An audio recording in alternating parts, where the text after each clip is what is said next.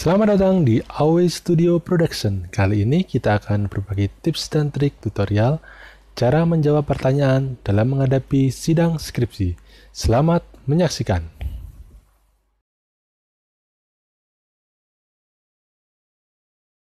Guys, kembali lagi dengan saya bersama AW Studio Production. Kali ini kita akan mencoba berbagi tips dan trik tutorial dalam menjawab skripsi. Selamat menyaksikan. Oke, langkah pertama dalam menghadapi sidang skripsi itu kita harus tenang dan pastikan skripsi itu benar-benar Anda yang membuat.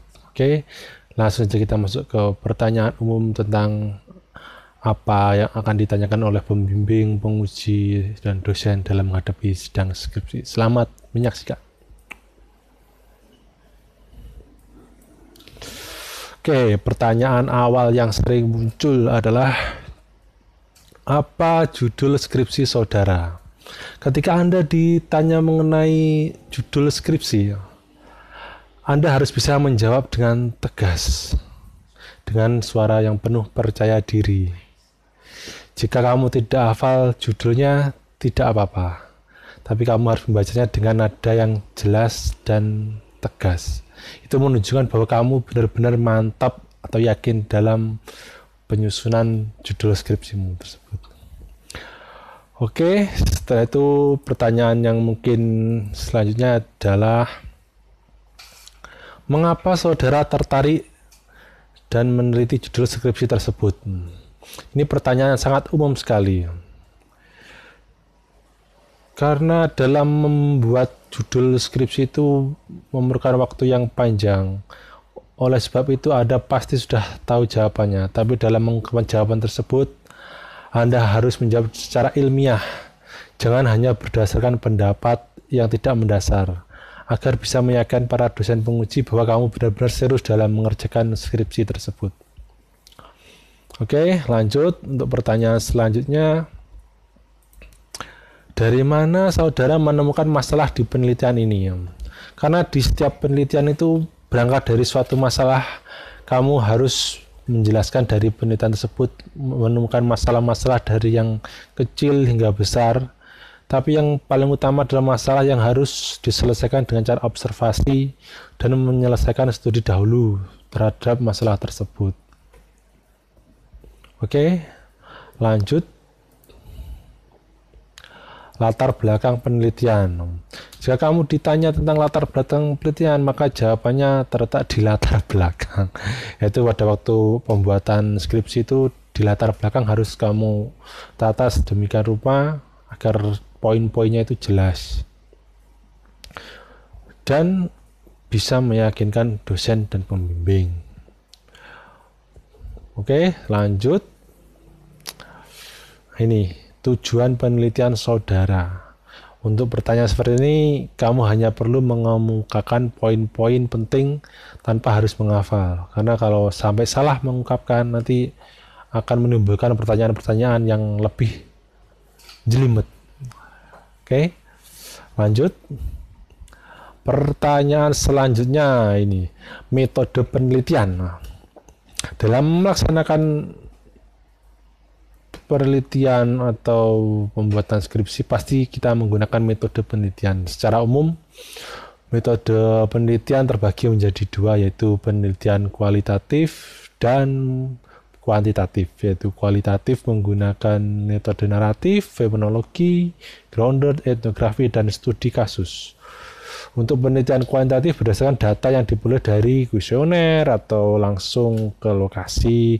Kemudian kita menanyakan data-data apa yang sekarang ini menjadi permasalahan dari judul skripsi yang Anda ajukan. Oke, pertanyaan yang selanjutnya. Mengapa saudara memilih tempat ini untuk penelitian? Untuk pertanyaan ini jangan menggunakan alasan, rumah saya dekat dengan jalan, dekat dengan jalan raya, dekat dengan mall. Itu jawaban yang sangat salah. Anda harus mencari suatu jawaban di mana jawaban tersebut itu bisa membuat dosen penguji itu yakin terhadap judul skripsi yang Anda ajukan. Misalkan di tempat tersebut ada masalah yang luar biasa sekali yang tidak dapat diselesaikan sampai saat ini. Nah, Anda dengan studi kasus Anda berusaha menyelesaikan masalah tersebut. Sehingga itu akan menjadi alasan yang sangat kompleks sekali untuk meyakinkan dosen penguji bahwa skripsi Anda benar-benar patut diacungi jempol. Oke, untuk selanjutnya yaitu adalah perbedaan data dan informasi itu apa? Ini pertanyaan sepele, tapi banyak mahasiswa yang salah dalam menjelaskannya itu. Ini saya garis bawahi ya, pertanyaan ini dijawab dengan sekumpulan fakta mentah. Itu adalah informasi, adalah data, informasi. Kalau data itu masih data yang belum diolah, awam.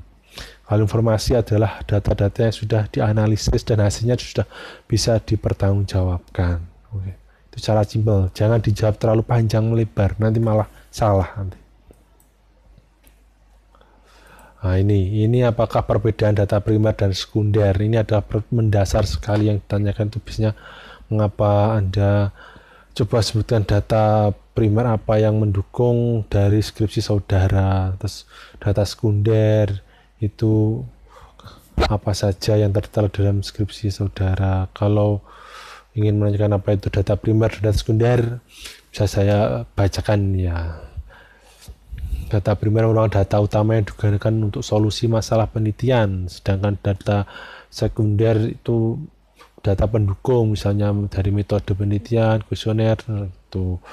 Oke, bisa lanjut.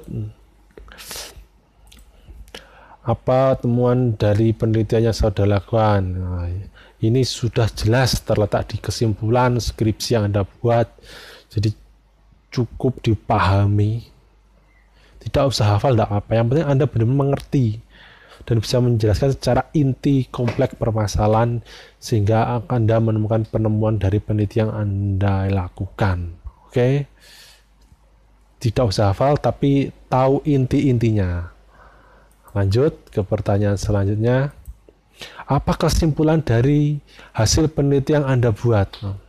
Untuk jawaban ini harus sesuai dengan hipotesis yang kamu buat. Jangan dijelaskan poin per poin. Contohnya terdapat hubungan antara signifikan antara variabel X dan Y. Jelaskan variabel itu X itu apa dan variabel Y itu apa. Sehingga hipotesis yang saudara kemukakan itu bisa diterima oleh dosen penguji. Lanjut.